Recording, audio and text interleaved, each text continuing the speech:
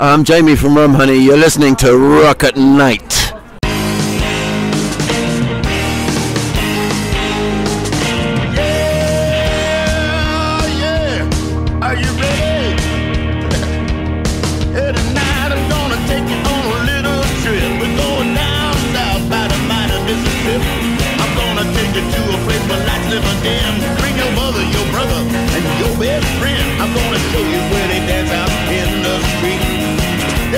All about your body heat. Not gonna talk about it, just gonna do it. Get on down, if you feel up good, now get on down. This is Charisse with Rock at Night, and I'm here in London speaking with rumHoney. I'd like each one of you to say your name and what instrument you play. My name's Jamie Blake, and I play guitar. Hi, I'm Niall, and I play the drums. My name's Sky. I'm the singer. He plays voice. I play voice. I've actually been following you for some time, and because I'm a real fan of blues rock. Awesome. I was wondering, do you emulate British blues rock or American? Well, that's a very good question. Probably a bit of both, I'd say, yeah, because we... You see, British blues rock is the Stones, and I can't find a better band than the Stones. So, and they're American, and they... Okay, Led Zeppelin, you'll go.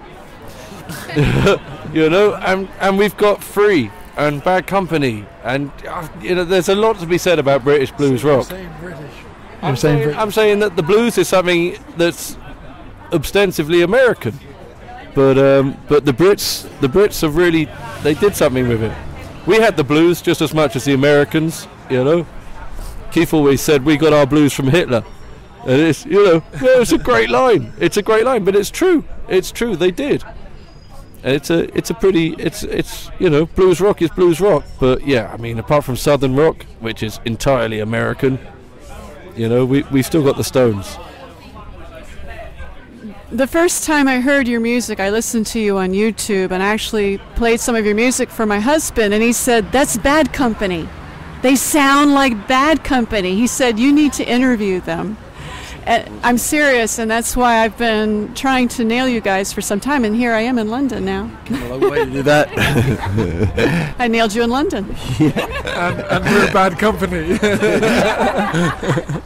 Yeah. But that's as good as compliments get. That's a fabulous compliment. Thank you very much for that. Now, the one song that I like a lot, we were just saying, "Fix Your," repeat it again. Ways, yeah. It sounds very traditional, kind of old blues. Do you use like a resonator guitar or a slide? No slides or no contraptions on that one. Yeah, it was just an open tuning, and lots of. It was your standard, Jamie standard acoustic. He played a bit of slide and a bit of acoustic. It was a good song because we wrote it when we were on tour in Spain. And we wrote it because we'd had a bust-up with our drummer who disappeared. So we kind of had this thing, we need a song without a drummer, you know? When you say your drummer disappeared, what do you mean by that? Drummer, no. Yeah, but when you say disappeared, what is that? Like literally, like he wasn't there. Okay. Like he should have been there and he wasn't there. So, it's unnerving, isn't it? So, you know, you adapt and acclimb. But yeah, that was definitely...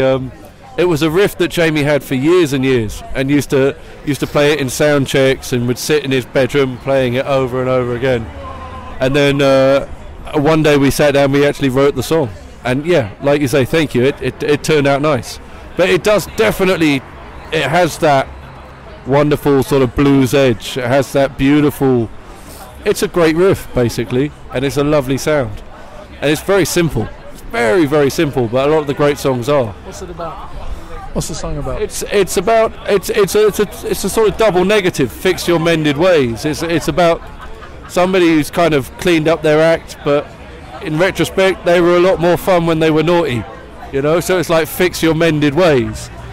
It's that kind of feeling. So it's that kind of So most of your songs, do you write from your personal experiences? Everything's different. Everything's different. Sometimes it could be your personal experiences that we write about. It all depends. Now you've been writing. You've been together for a number of years, right? We have, yes. We have. This is our 16th year now. Sweet 16. Hey, We are 1 year older than the millennium. I should point out the singer just laughed at that particular, but yeah, 16 years. Now the name rumHoney. You want to tell me the story about how you arrived at that name? To be honest with you, I have absolutely no idea. Anyone else care to answer that? I have no idea. No. The fact that it's perfect, and it's the most descriptive name, I think, for just about any band ever. Yeah. We were playing with a really silly name. We were called the Java Sea, which is a ridiculously stupid. No one understood it. Nobody spelt it right. No one ever got it. And one day, it was Jamie. Jamie just said, "Oh, we'll call rumHoney. What about rumHoney?" And we all just went, "Oh yeah, that's great. Why not? Yeah, that's perfect." Okay, so the thing is, back in the day, in the old when Walter Raleigh used to come home bringing perfumes and things like that. One of the things he brought back when we were young. When we were mere younglings. One of the things that he brought back was rum, of course, from the Caribbean. And they used to rub it. They used to mix rum with honey and rub it on the kiddies when their teeth were bad, and that was how it started. And it's a remedy. Basically, it's a remedy that makes you feel good. Remedy like black crows. Remedy. I've got a remedy. Yeah. Remedy. In fact, I noticed a lot of your descriptions in Reverb Nation or various places say that you're like the Black Crows. You must listen to their music a lot, or it's just coincidental? It's pretty much coincidental. We love the Black Crows, of course, but there's so much other stuff. I mean, it's endless up there, especially down south from where you're from. Do you know a band called American Miner? Been checking out them recently. No, they're kind of a southern... same kind of bag, you know. And you got southern bands, you can't walk down the street for tripping over a southern rock band down there, can you? Where I live in Florida. Smoke's another one too. They're just fantastic. Yeah. So where I live in Florida, that's where, of course, Leonard Skinner came from. And just a lot of your... Tom Petty came from Gainesville. That's right. I live close to Gainesville. Yeah. It's a college town. So have you had trouble with alligators around there? We do see alligators, Really? Do they eat dogs and all that kind of They shit? do. They eat poodles. Do they? Tom Petty wrote a song called Gator on the Lawn, and it's because it ate his neighbour's dog. Allegedly. You know what happens in Florida? Old ladies feed the alligators marshmallows, and then they become tame. They'll go out there and throw marshmallow treats, and then they become tame. Yeah, it works for me. I love marshmallows. I will come home with you if you throw marshmallows at me. Before a marshmallow. The guy is tether him. Yeah. That's why the last drummer disappeared. They just put a trail of marshmallows next to a cliff or something. I don't know. Yeah, that's all true. Now, what's in store for 2016? We're in 2016 now. Are there any albums on the horizon or tours? Oh man, did someone die? Oh no, here we go. Okay, I'll see you later, guys. I have to go.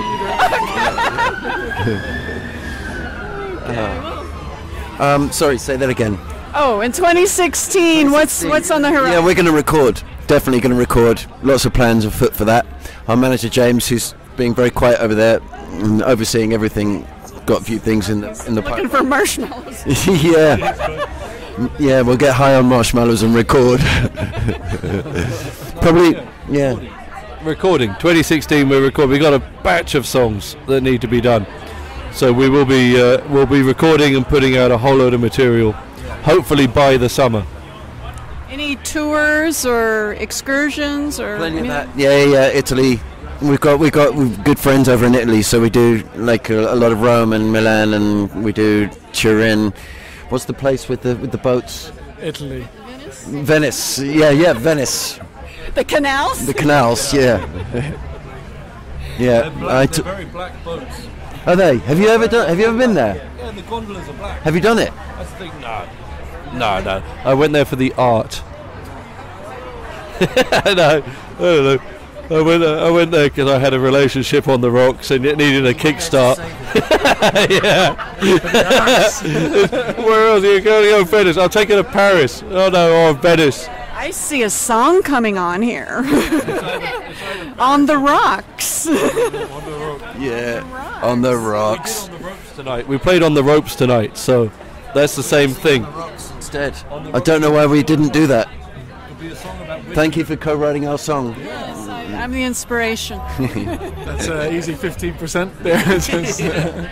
Now tonight you did an acoustic set. Typically you do an electric set, but I guess your guitarist had a little accident with a butter knife or something. Well, he didn't want to play tonight, so he went to silly lengths to fix that. He went to Aaron and got really drunk on Scottish whiskey and cut his own finger off, basically, and they sewed it back on. Is it like Van Gogh? Pretty much, yeah, but Aaron's an island, not a dude. yeah, but more like Van Gogh. Yeah, he was basically, there was a really bad storm, or no, it was a Storm Frank came along and they couldn't get out of the house. There was just floods all around him, yeah. That was the name of the storm. Was it really? They name storms They name here. our storms? You get proper hurricanes, you name them. We have to name storms because we're all... we call ours Frank, and they call theirs, Yeah. you know, Well, hurricane. Katrina ain't is a tough name. Women. Yeah, but it's pretty Women, tough. Yeah. So he got basically he got locked in his house because the flood was all around it, and cut off his own finger because he got too drunk, and can't play for a while. So Well, yeah. So we're enjoying the liberty. loving it, yeah. Now what's he going to say when he hears this? He won't hear it. He's smaller than us. He knows It's the fine. game. He knows it. He knows what he signed up for. If you're not here, you can't defend yourself. So come on. You get talked about. If you're not here, you get talked about behind your back. Erectile dysfunction won't come up. We're not gonna mention that. It definitely won't come up. No, we're not gonna mention that because he's over that now and it's fine now. Understand? Do you have proof of that? Yeah, he's an understanding girlfriend. She's really sound. She's very nice. So it's fine. It's fine. He's a real stand-up guy now. Yeah, I know it's all right. But if you're small as well, it's like, it's like a double whammy. This interview going. We started off from blues to erectile dysfunction. Only with rumHoney. We're only Name of the new album. from blues to erectile dysfunction. That's great. I love the erectile dysfunction tour. it. You've moved up to 20%. I can be your muse. Now, let's talk about some kind of off-the-wall things.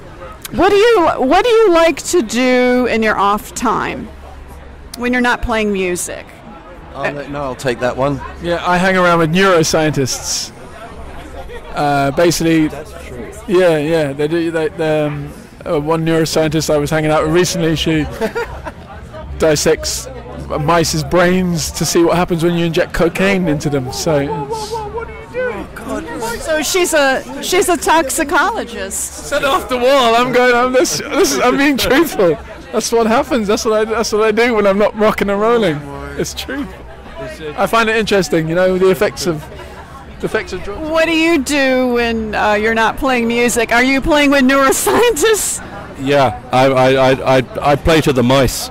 I keep them happy. They're about to be dissected and shit, so they need a bit of rock and roll. What the fuck? What's happened, man? But that's true. Jamie, can you top this? Oh God, what do I work with children.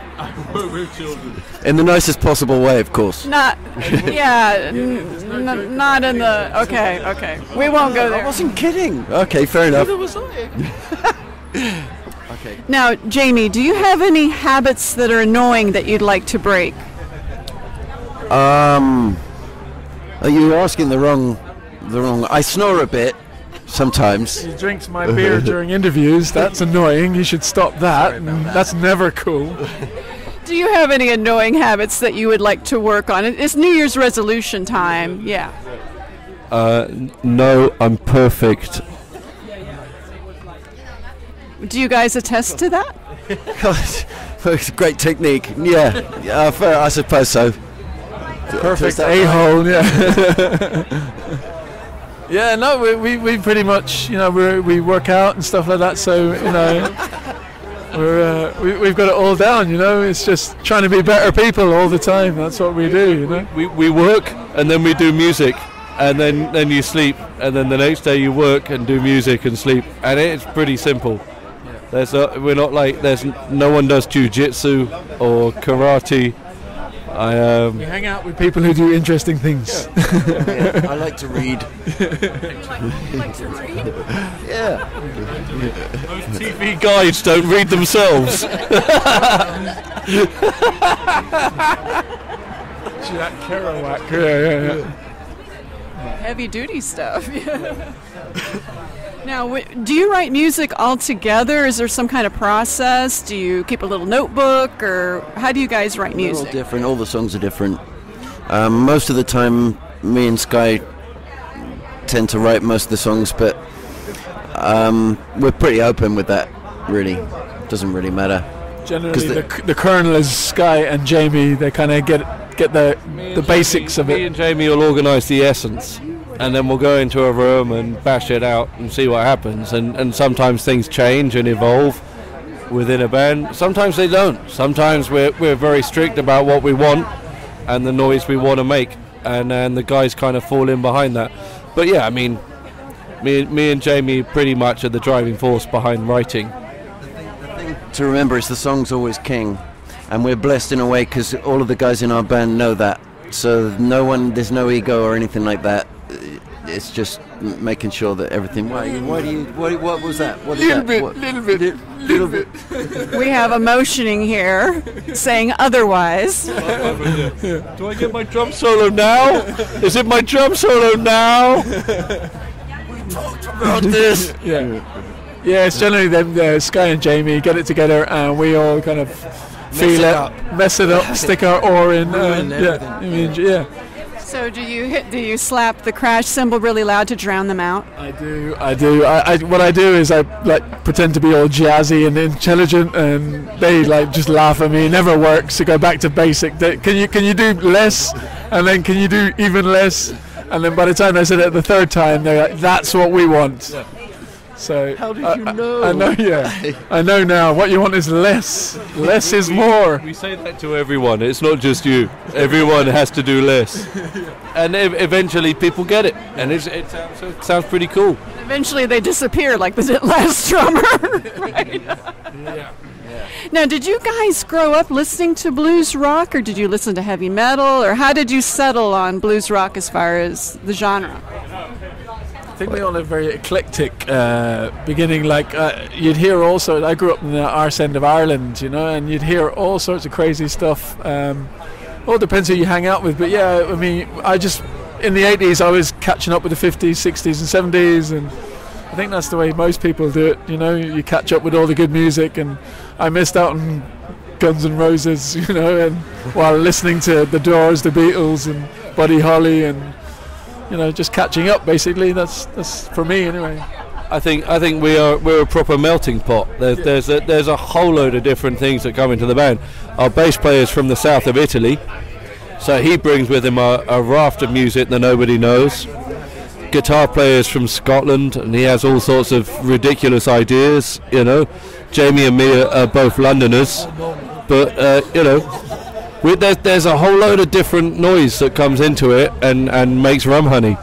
So that's important. That's important. It's like people like the band who are like a classic kind of melting pot. Hundreds of different, all the different 5 different people with different ideas and different goals, and that way you never know what's going to happen. That's why it's great to be a songwriter, because you'll come in with a song and you've got something in your head, but actually, you know, the end result is normally quite different to that, and that's the excitement. That's the fun. That's what's nice. You know, you don't want to play with a whole load of people who like, I don't know, Mumford and Sons, because then you're going to sound shit. Or whatever, you know. If you're all coming from the same place and you're all trying to make the same thing, you're just, I don't know, it's going to sound stagnant and unemotional. But we don't want to be one-dimensional. So you all have different cultural backgrounds. You're from different areas. That's interesting, but yet you all have an affinity for the blues. Very true. Yeah. That's unique. That's very unique. My favorite British blues band, British rock blues band, is Humble Pie. Hell yeah. I grew up with Humble Pie. My parents used to play their albums. He's in the hole. Steve Marriott is my favorite all-time singer. Very asthmatic, but a great singer. Oh man, he was always fucking. You sure that was an inhaler? Yeah. That wasn't an inhaler. I have to. Are you thinking of Blue Velvet, the movie, maybe? Or God bless him, but yeah. I'd have to say Little Feet and Robert Palmer. That album, the Sneak and Sally Through the Alleys, were massive. That's Like just top number. yeah, that's Desert Island. Forget everything. forget Bring that. everything. Yeah, it's fantastic. I mean, I think it's fair enough to say that most of us love the American blues. But, you know, Noel, bless him, who's not here, would just, everything is Led Zeppelin. He's like, lives and breathes. That's his start, end of day, you know. But I think most of us come from that American, you know, that for me, it's Leonard Skinner and Tom Petty. That for me, that's everything. And that's why Blackberry Smoke is such a big thing now, because that's exactly who they are. They're like Tom Petty meets Skinner. You know, with a bit of Black Crowes thrown in, or Cry of Love, or any. Allman Brothers. Yeah. See, that's yeah. Yeah. God damn, Allman Brothers. Yeah, love the Allman Brothers. Midnight Rider. Yeah. I think I sang that the other week, actually, at a gig, yeah. I think it's because the blues is accessible to beginner musicians and the audience as well. So you just begin, and the blues is it's just easy to get a hold of straight away as when you're starting off. Probably where we suffer a little bit is that the blues for our generation doesn't really have a cause that it used to, that it maybe would have had stateside, you know. So do you need to suffer a little, you think? I think so. I You've think got iPads and stuff like that. You yeah, know? exactly. I mean, how can that be authentic? I stubbed my toe last night Like, on my iPad. on my iPad with my leather slippers. Yeah. So, you know, I mean, because the blues was born out of gospel, and gospel was born out of slaving when they were rowing. So, where we English arrived at the blues is actually quite beyond me. I don't know how that happened. Well, if it wasn't for the Stones and a lot of the British blues bands, I mean, Small Faces, Steve Marriott, people like that, they're the ones that brought out Robert Johnson or Yes. brought out, But you it know, doesn't were take away inspired. it doesn't take away the fact that Robert Johnson ain't from High Wycombe, you know. Planet You- Earth, yeah. you know where he's from, you know. So we're always borrowing it. We're just borrowing the damn thing, you know. So we English actually sometimes we struggle with that because you have to kind of justify why all the time, and it can't be just something that you're born into. That's part of your heritage. It's something that you adopt. So it's a bit. Something like Smokestack Lightning. I mean, no matter where you're from, if you hear Smokestack Lightning, it just kicks ass. And no matter, you know, you could be from, I don't know, Azerbaijan, Just perhaps. contradicting everything I've just said, aren't you? Really? Yeah. I'm sorry. Saying American blues is the thing. I mean, I hate to name and shame people, but you know, we gave the world Eric Clapton, and that's yeah, but it's bullshit compared to Howlin' Wolf. It's bullshit compared to Robert Johnson, and it's bullshit compared to Muddy Waters.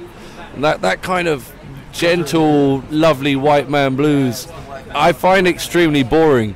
And It's too slick. yeah, it is. So that's why we do it. It's cheap on emotion. That's a great line. You cheapsters. It's a great line. Yeah. It's very cheap on emotion. It doesn't have that kind of soul. Yeah, absolutely. That's a perfect word.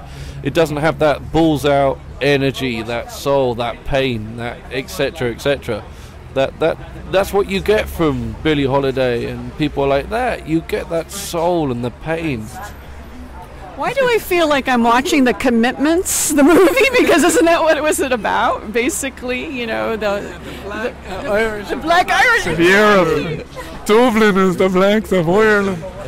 That's why we got an Irish guy in our band. Yeah, just One Direction to feel that soul. One Direction do it. It's a gimmick thing to get. But that's why they're so good. Yeah, it's a marketing thing. I'm sure I'm just a marketing. They're gonna get the marshmallows out and it's game over for me as soon as they've sold the record.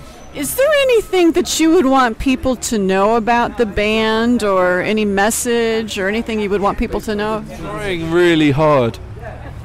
Really trying. Yeah. It's been a long time, actually. We did survive a car crash on an Alpine road. That was pretty heavy. Yeah, because damn it, man, I nearly lost my life that day, and you were driving. You just wanted attention, is that? Well, you know, just I feel someone should know. I just wanted that Leonard Skinner chapter in our autobiographies. I wanted that angle, you know. Yeah, no, we fell off a mountain in a car, which was a bit dangerous and silly, but.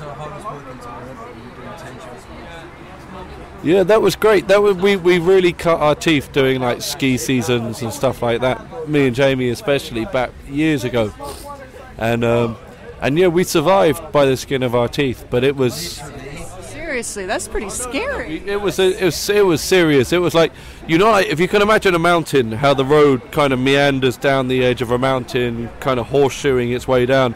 Well, we fell off one road, kind of cartwheeled down and landed on the next one that horseshoes down.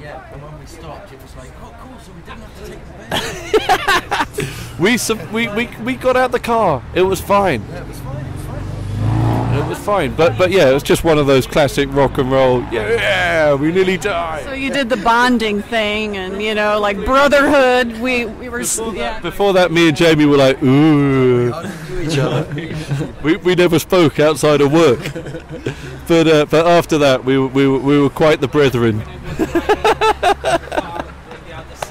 I've got nothing else. You guys are something else. Oh, I'm trying to think of another question. I think that's probably pretty good. What about you? How did you get into the blues? How did I get into the what?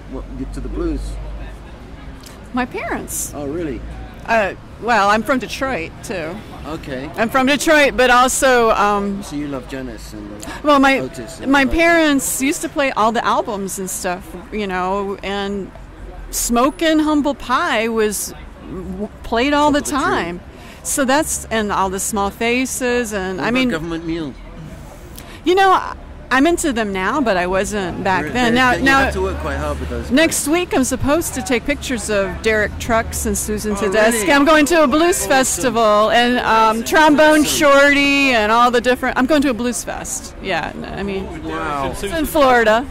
Yeah, No, you haven't. I've seen Derek play with Greg Allman, which was outstanding. It was one of the most outstanding shows. 2 years ago, Jesse stole me and took me down there because Jesse loves Derek Trucks. Sorry, it's a friend of ours. But yeah, Susan Tedeschi. I've never seen her, and I've got records. It's like it's the marriage. It's that beautiful, you know, like Robert Plant and Alison Krauss. They managed to get that beautiful kind of marriage together. But Trucks and Tedeschi. Oh man, They're the power couple.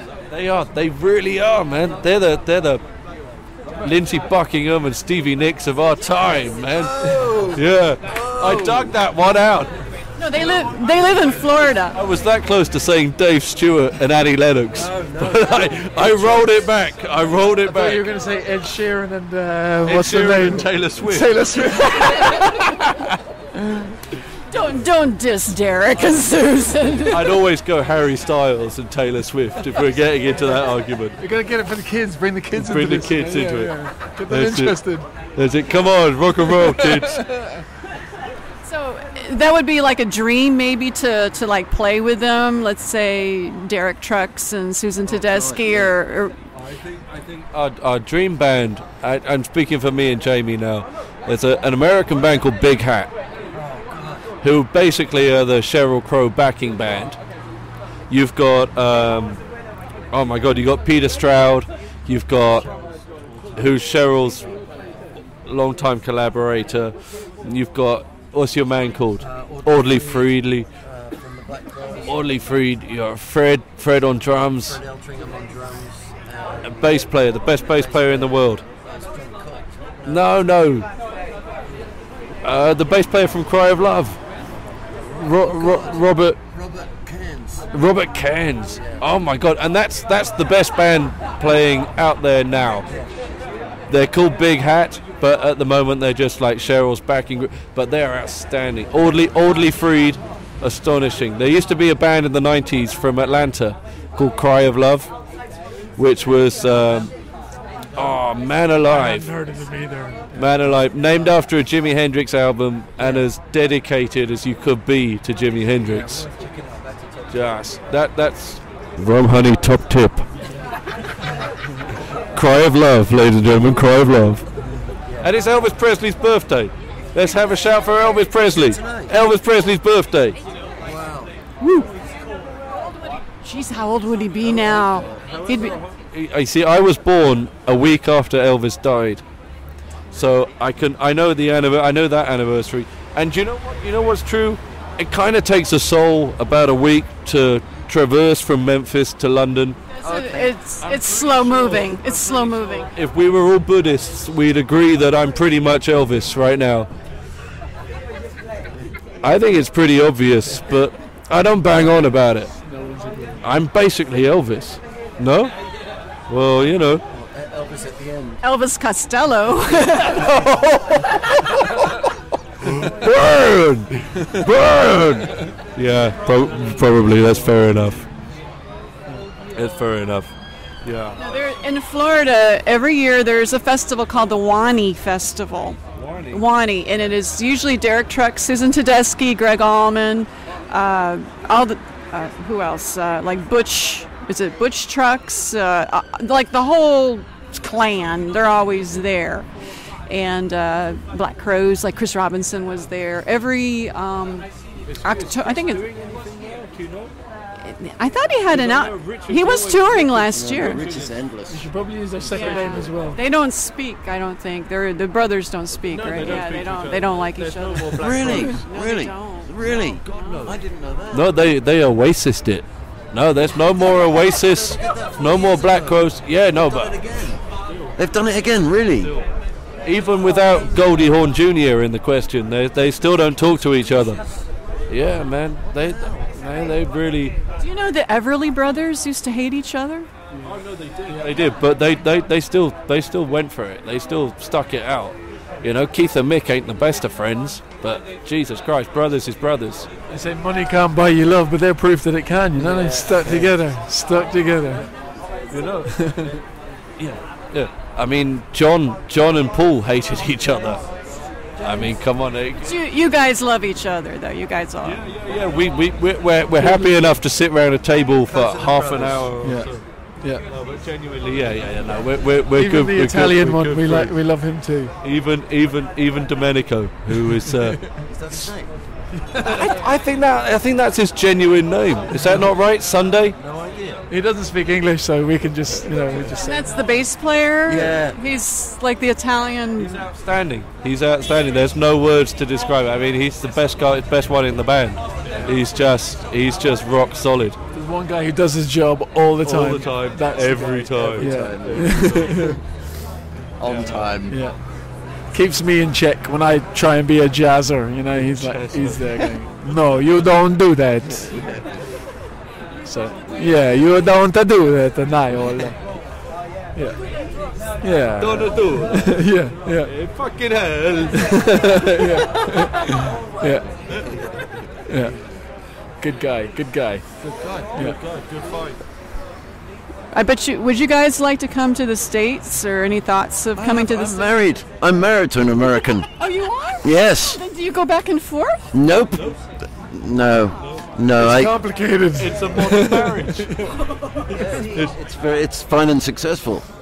We're doing very well. Well, maybe it's good you don't go see the in-laws.